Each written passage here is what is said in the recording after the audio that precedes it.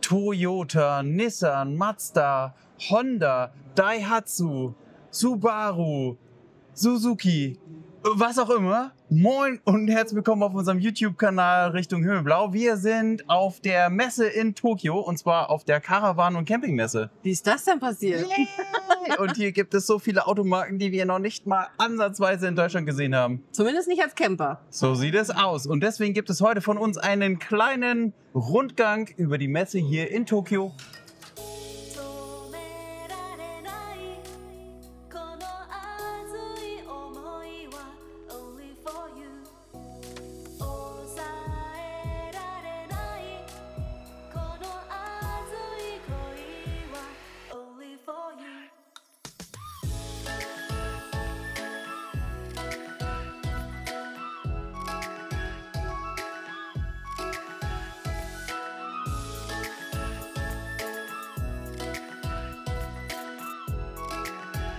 Du willst auch mal ein großer Offroader werden. Ich weiß, ja, du bist auch mal ein großer Offroader. Eines Tages bist du ein großer Offroader.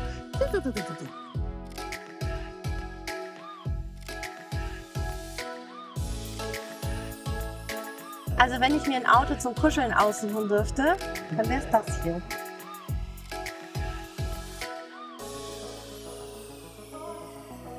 Guck mal, Susi, Isizu habe ich völlig vergessen. Ah ja, stimmt. Ja. Und weißt du was? Solche Autos haben wir uns damals auch mal angeguckt, ne? Als wir uns einen neuen Camper suchen wollten. Genau, da wollten wir eigentlich unseren Camper draufbauen, auf so ein Auto. Vielleicht machen wir das ja noch.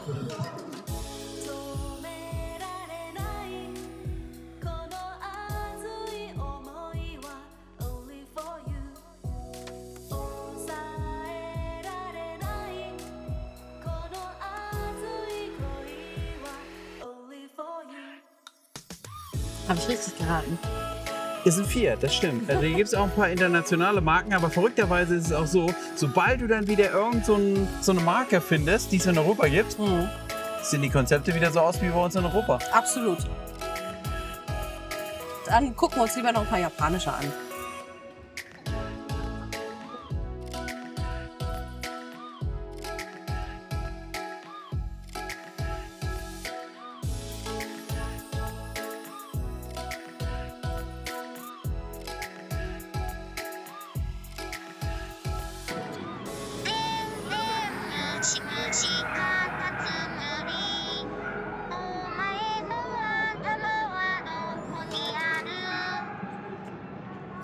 In Japan gibt es ja viele süße Sachen, unter anderem auch Zeichentrickfilme.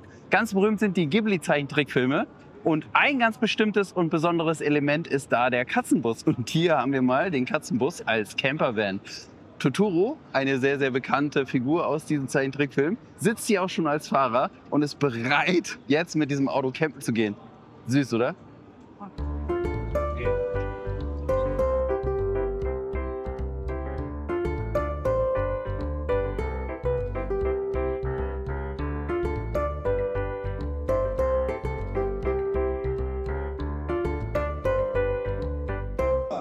Ja, das ist schon faszinierend. Die Autos sehen hier definitiv anders aus. Die sind viel kleiner und das hat ja auch einen Grund, ne? Ja, die Straßen sind hier meistens gar nicht so breit wie bei uns. Und wenn du da irgendwie durchpassen willst mit deinem Gefährt, musst du halt ein bisschen kleiner sein.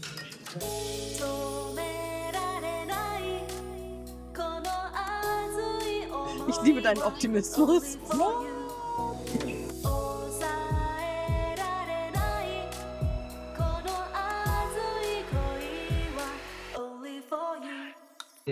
Ja, spannend, ne? Hier, guck mal, eine Schweißtoilette. Hätte ich ehrlich gesagt nicht erwartet. In Japan gibt es ja diese Waschtoiletten. Und dass Japaner so Schweißtoiletten auch akzeptieren, habe ich erst nicht verstanden. Es geht aber nicht darum, Wasser zu haben auf der Toilette, sondern dass alles sehr hygienisch ist. Und das schafft eben diese Schweißtoilette.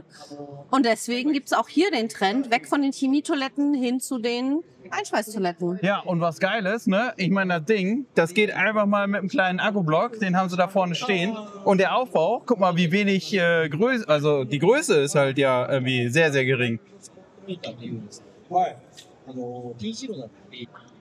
Guck mal, Susi, da oben, ne, da kommt das Geschäft rein. Und da kommt dann das Gold raus. Sieht ein bisschen aus wie so ein Katzenklo, ne? Ohne Streu. Ein bisschen und vor allen Dingen der Aufbau voll klein, ne? Ja, super klein. Ja, Hammer. Also, da ist ja nichts drin. Hier, und mit so einem Akkublock kannst du das Ding mal eben betreiben. Boah, das sind ja echt winzige Camper hier teilweise, ne? Ja. Und kannst du dir vorstellen, mit so einem Auto mal in Urlaub zu fahren? Ja, viel zu klein. Bist du wahnsinnig? Ja, weiß ich auch nicht. Wo kriegt man da seine Sachen unter und so? Das ist schon... Geht nicht. Da dreh ich völlig durch. Vor allen Dingen zu dritt, oder? Nee. Also höchstens, wenn du hier Kopf kleiner bist, wie die Japaner, dann passt du da vielleicht rein. Aber für uns drei, nie im Leben. Ja, vielleicht ändert sich das ja, wenn man am Strand steht, aufs Wasser blickt oder in den Wald blickt, dass du da halt einfach denkst, ja gut, aber dann nutze ich halt draußen und Natur und so. Also wenn es eine schöne Natur ist.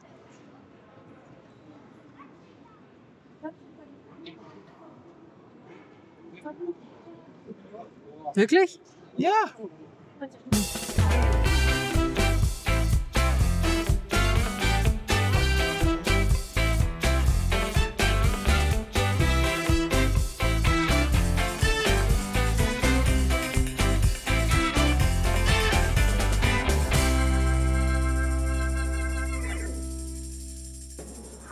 Also das hier wäre schon meine favorisierte Größe für einen Campingtrip in Japan, muss ich schon sagen. Das ist wäre so meins.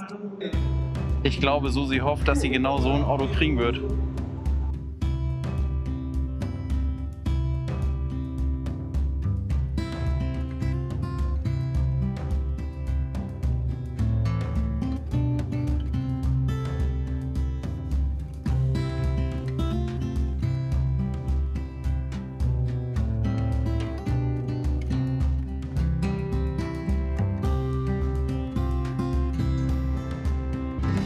In Japan da ist ja nicht so viel Platz, ne? Zumindest in Tokio ist nicht viel Platz. Und das ist wahrscheinlich auch der Grund, warum die Autos hier alle so klein sind. Weil die Japaner sind es nicht. Also ich finde, die sind jetzt nicht so klein. Oder? So genau habe ich mir die jetzt noch nicht angeguckt. Aber ich fühle mich immer sehr groß in Japan.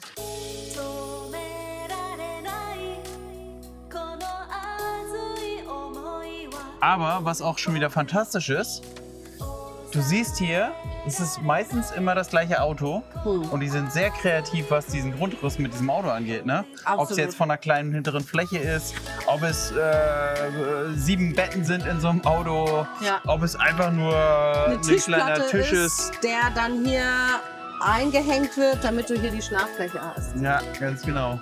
Also sehr kreativer Umgang mit den Grundrissen von diesem Auto. Ich liebe den Toyota. Warum können wir den bei uns nicht kaufen?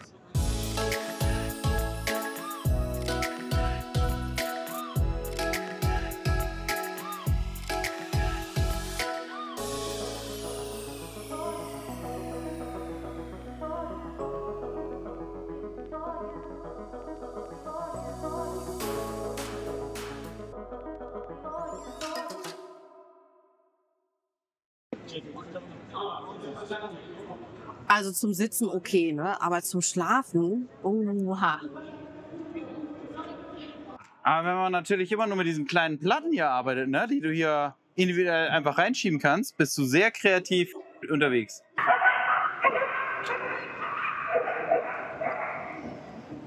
Und das Verrückte hier in der Messe ist ja, du hörst es bellen, du hörst es knurren, du hörst es pfeifen, du hörst es zischen. Wir haben sogar schon ein Schweinchen gesehen. Ja. Hier in Japan ist es nämlich so, du kaufst den Camper, wenn du Haustiere hast. Und deswegen sind die beiden Messen hier auch miteinander kombiniert. Haustiermesse, Campermesse.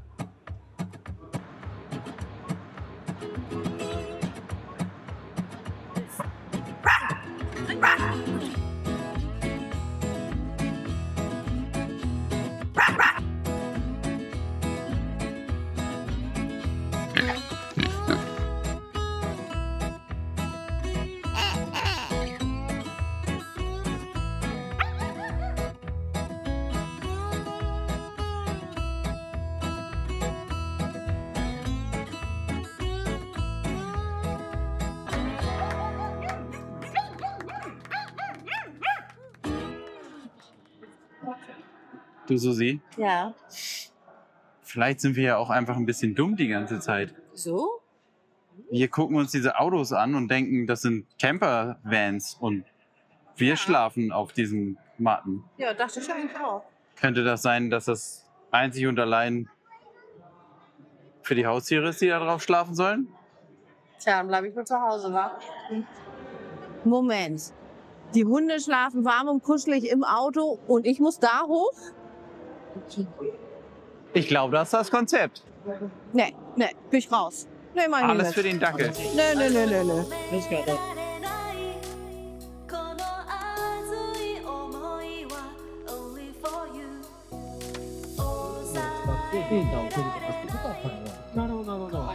Das ist so niedlich, oder? Ich meine, und vor allen Dingen ist es auch immer eine gute Diät, wenn du hier was drin machst. Sieht immer alles ein bisschen aus wie Spielzeug, findest du nicht? Total. Also so einen kleinen Ofen hatte ich als Kind. Ja, Ofen. Der wurde Ja, auch warm. ganz genau. Wahnsinn. Wahnsinn.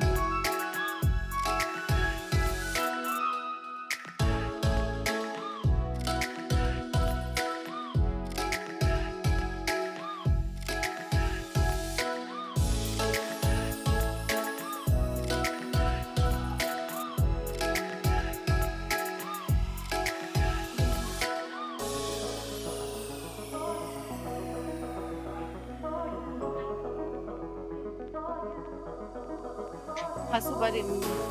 Pass nicht an, der hat da gerade sauber gemacht.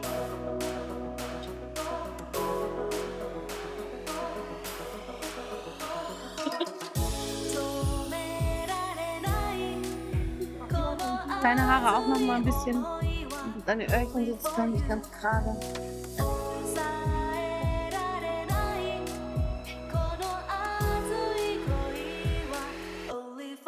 Und dann hast du hier so eine schöne Sitzecke. Und dann, siehst du? Ah, Wie soll man sich denn da anlehnen ohne Nackenschmerzen? das stimmt. Das war ein bisschen, weiß ich nicht. Oh, dafür hast du ein schönes kleines Fensterbrett. Klar, da kann ich... Man braucht ja auch ein Fensterbrett, um was hinstellen zu können, ne? Ah, ja, vielleicht deswegen. Vielleicht verstehe ich es einfach nicht.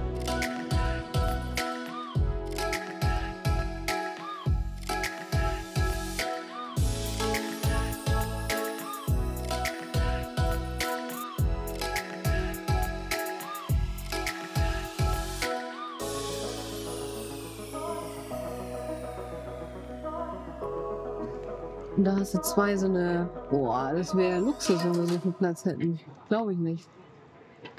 Das stimmt, mit Fernseher und Klimaanlage. Und dann hier so eine Megasitze. Kühlschrank da hinten zwischen, das ist auch ganz spannend. Ja, Ne? hätten wir auch Da war halt noch ein bisschen Platz und dann hast du zwei Einzelbetten, was halt auch schön ist.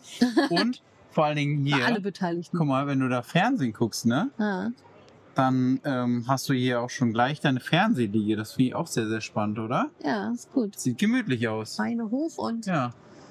Und auch als Fahrzeug Kinderzimmer. für zwei Personen eigentlich ja ganz spannend, weil du theoretisch dann oben deine Alkove hast. Ist es denn Dreisitzer vorne? Du hast eine kleine Nasszelle mit so einer Einschweißtoilette. Es sind auch nur zwei Sitze vorne. Hier ist eine Mikrowelle. Mhm. Ja, okay, aber dann ist ja die Frage, was machst du dann? Schmeißt du deine Sachen da oben irgendwie in die Alkove oder was? Ja, wenn du zu zweit unterwegs bist. Ja, ne? Und dann nutzt du das hier einfach so als Fläche. Aber ein Tisch fehlt irgendwie schon, ne? Ja, Oder- den kannst du bestimmt in den Mittelteil rausziehen, könnte ich mir vorstellen. Meinst du, hier ist irgendwo Ja, dann könnte mal... die Möglichkeit für einen Tisch? Ich weiß gerade gar nicht. Wobei es auch ein bisschen blöd ist, dass die Hängeschränke da nicht durchgehend sind. Den Grund versteht man nicht, ne? Hätte man ja noch den Platz ausnutzen können. Weil, so wie es jetzt hier aussieht, ist ja auch nicht so viel Staufläche da. Aber das ist grundsätzlich bei den japanischen Autos so, dass du nicht so viel Staufläche hast. Nee. Ja, keine Ahnung, wie die das sonst managen. Aber es ist ein Auto unter 5 Meter, wa? War das nicht sogar so? Oben hast du ein Bett von 1,90 Meter mal 1,45 Meter und hinten hast du ein Bett, kannst du ein riesengroßes Bett draus machen von 1,85 mal 1,85. Wobei die 1,90 Leute, die werden wieder sagen, naja. Die müssen in den Alkoven. Alkoven kannst du auch nicht, ist ja nur 1,90. Also da wird es ja auch schon eng.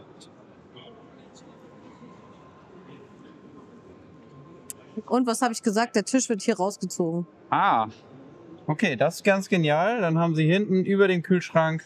Und hier kannst du nebeneinander sitzen. Kannst du auch Sofa draus machen. Kannst Und dann, genau, also Sessel draus machen und dann Ja. Fernsehen gucken. Ja. Ja, sehr schön. Ja, ist schon ganz spannend. Ja, das ist unfassbar, was sie hier in so kleine Autos kriegen.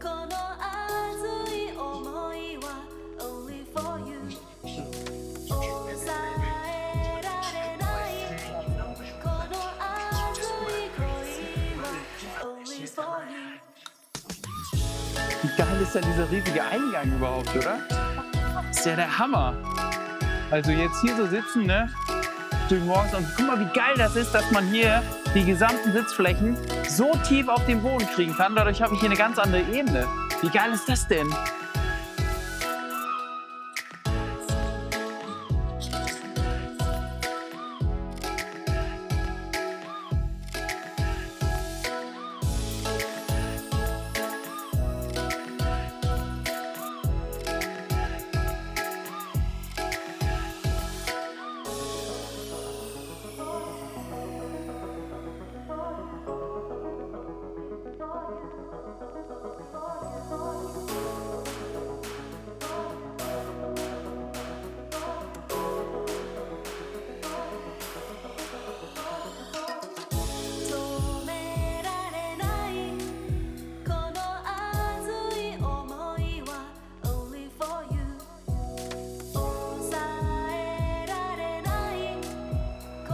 Maybe put it back.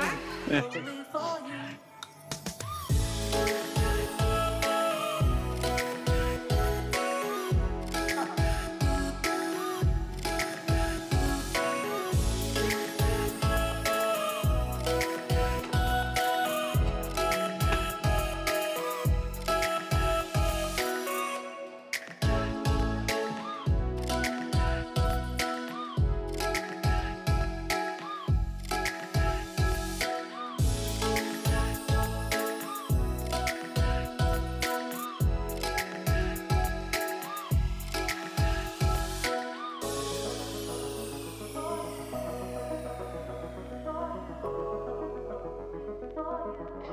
Hier gibt es auch Autos, die es bei uns so wahrscheinlich nicht auf der Messe geben würde.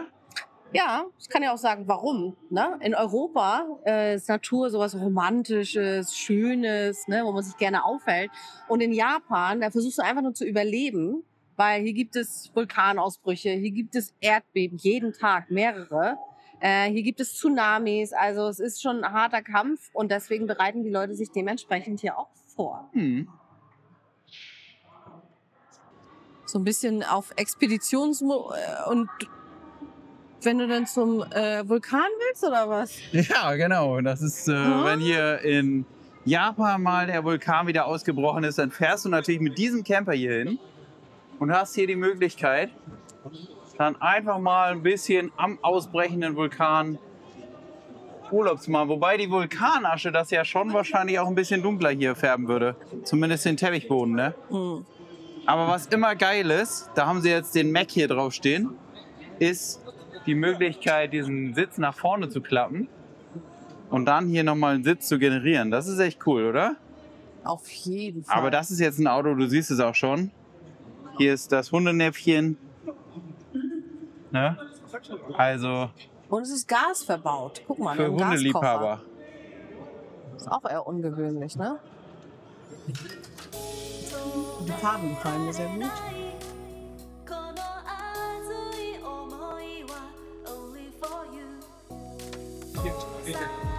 Und es gibt hier auch einen Stand von Klesana.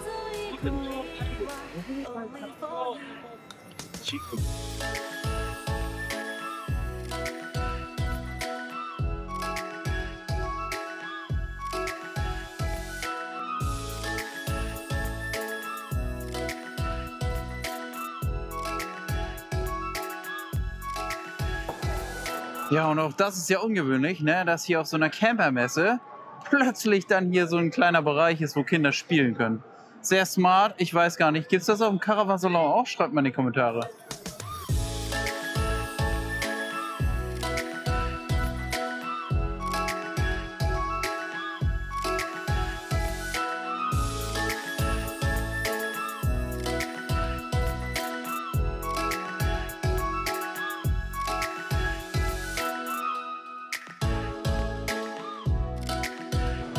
Und beide Seiten Schiebetüren, ne? Dass du dann immer Oh, wo kommt der Geruch her? Kommt der hier von hier drin? Ja, die haben so eine Dufterfrischer.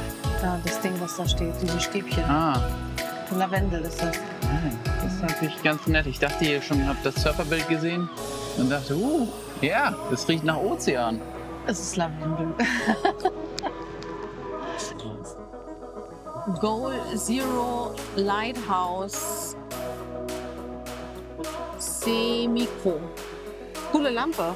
Also.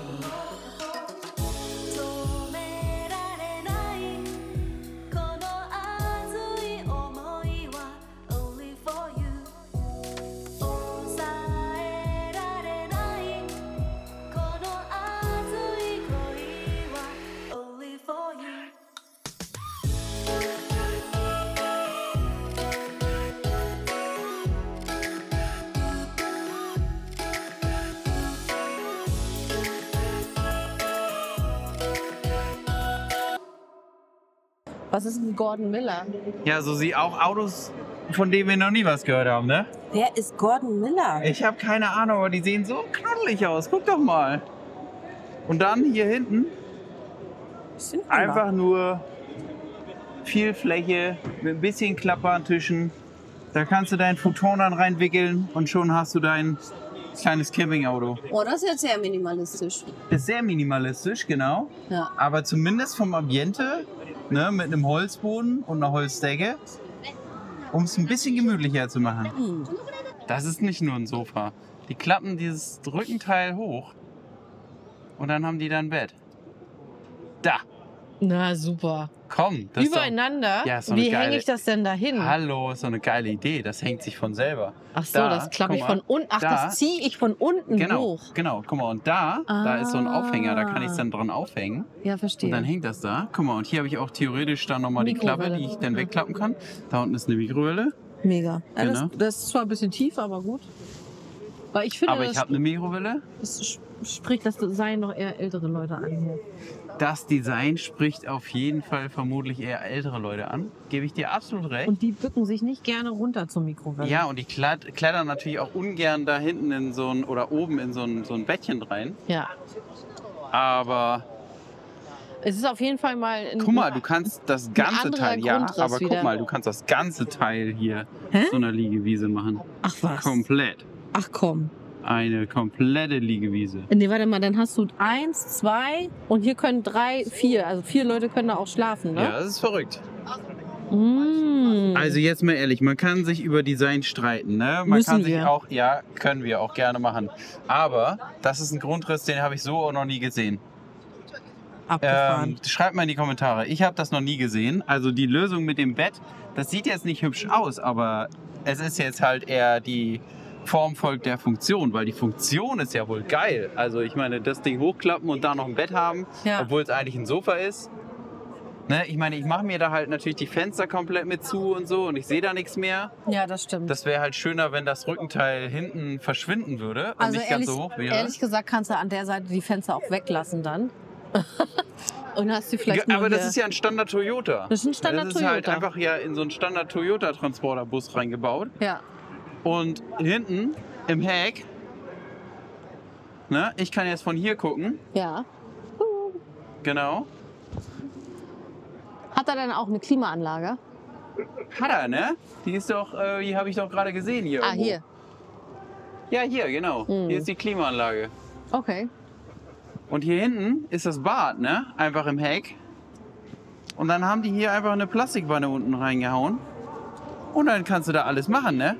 Du brauchst theoretisch hier hinten noch nicht mal ein Klo. Du kannst einfach laufen lassen. Das ist ein bisschen eklig. Aber das nenne ich mal sehr, sehr, sehr minimalistisch. Weil es ist einfach alles ausgekleidet als Duschwanne. Was ja eigentlich auch ganz cool ist, weil da hast du ein bisschen Platz. Und ich weiß gar nicht, also die stellen sich doch hier einen Hocker hin, weil eine Stehhöhe habe ich hier nicht. Ich nicht. Ja, müssen sie. Oder du sitzt dich einfach auch wieder auf dein kleines Porta Potty zum Duschen. Zum Beispiel. Ja. Und dann machst du hier einfach nur tschüpp, zu, dass es da drüben trocken bleibt. Das ist aber geil. Ich meine, so eine Tür hatten meine Eltern früher in der Dusche, ne? Mega. Oder nicht? Ja. Ja, es ist alles ein bisschen retro. Also ich meine, es kommt alles wieder, ne? Das darf man ja, muss man ja so sagen. Guck mal, große Wasserkanister. Ja. So, das ist halt ein schönes Auto. Und das sage ich auch nur, weil ich es noch nie gefahren bin wahrscheinlich. Ne? Man müsste es mal einfach... Vielleicht ist es auch richtig. Genau. Man müsste es mal ausprobieren. Aber ich mag das Auto an sich, weil halt einfach die Raumaufteilung und vorne mit dieser kurzen Schnauze, das finde ich halt sehr, sehr schön. Und die Heckklappe ist ja auch echt hoch, ne? Ja, und gibt hier nochmal zumindest so, ne, bei Wind und Wetter ein bisschen Schutz. Oder ist ein Kühlauszug? Nee, ist ein Kühlschrank, glaube ich, ne? Ja, ist ein Kühlschrank. Geht nicht auf. Und dieses Band suggeriert mir, dass ich das vielleicht auch nicht alleine machen darf. Und jetzt ist das ja so auf der Messe, ne? Da kann man ja nicht hier einfach die Susi die ganze Zeit über die Messe schicken, sondern man muss da ja auch wieder was bieten. Und wir sind ja hier in Japan und die machen es mir auch leicht, dir hier was zu bieten, ne? Ach was? Essen. Ach so, ja. Essen ist gut. Wir machen erstmal eine kurze Pause. Wir sehen uns gleich nach dem Essen.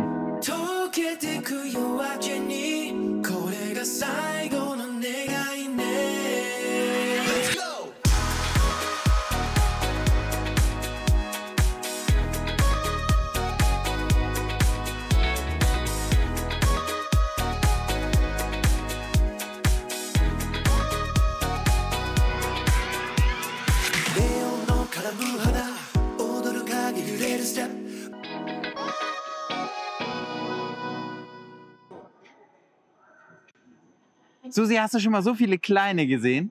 Nee. So viele mini, die würdest du am liebsten in deinen Schrank stellen, oder? In meine Handtasche packe Oh, ich die sind alle so knuffig und süß und sehen alle aus, als wenn sie aus einem Anime-Film kommen. Vor allen Dingen, weil wir ja gerade in China auf einer Messe waren, ist das hier echt ein krasser Kontrast Ja, von immer größer, immer breiter, immer mehr Slideouts zu immer kleiner, immer niedlicher, immer kompakter. es ist ein komplett anderer Gedanke dahinter, ne? Ja, es ist einfach eine andere Welt hier. Ja, es ist Ist eine so. andere Herangehensweise. Auch grundsätzlich ist es natürlich so in Japan, dieses Kleine und so und dieses Niedliche wird hier auch noch viel mehr gespielt und das sieht man halt auch im Bereich der Camper. So sieht's aus. Ansonsten hat mir die Messe wirklich gut gefallen. Ich fand hier das Rahmenprogramm auch ganz, ganz nett. Es gab einige Shows für Kinder, es gab ein paar Shows für die Erwachsenen. Ich fand das Essen hier ausgesprochen Sehr gut. Was mir aber nicht so gut gefallen hat, beziehungsweise was anders war, ist, man musste sehr viel fragen, ob man in die Autos rein durfte. Oft durfte man einfach auch nicht und konnte nur von außen so ein bisschen gucken. Also nicht nur wir, alle anderen eben auch. Das war so ein großer Unterschied, der mir hier aufgefallen ist. Das Ach stimmt. so, und alle nehmen ihre Haustiere mit auf die Messe, egal was. Hunde, Katze, Maus, Vogel, Ja. Schweinchen. Hauptsache mit irgendwelchen komischen Ohren oben drauf. Genau, das war auch echt anders. Ja. Ja. So. Und deswegen muss ich jetzt auch wieder ein bisschen Gassi gehen. Ist schon lange her, ne? Ich muss mein Beinchen heben, Leute. In diesem Sinne, haltet die Ohren steif, ne? Bis zum nächsten Video. Und ihr wisst ja, beim nächsten Video... Boah. Wuhu.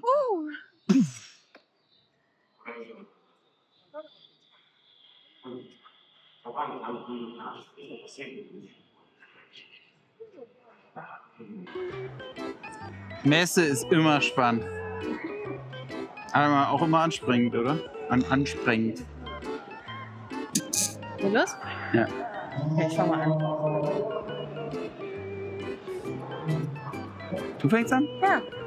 Achso, ja, dann.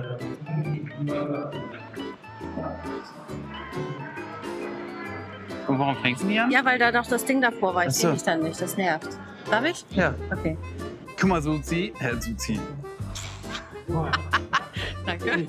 Dann Wir sowieso können nicht. ja dann, pass auf, wir stellen uns jetzt davor und dann gehen wir zur Seite und du filmst drauf. Ja, okay. Ja? Also erstmal nur so.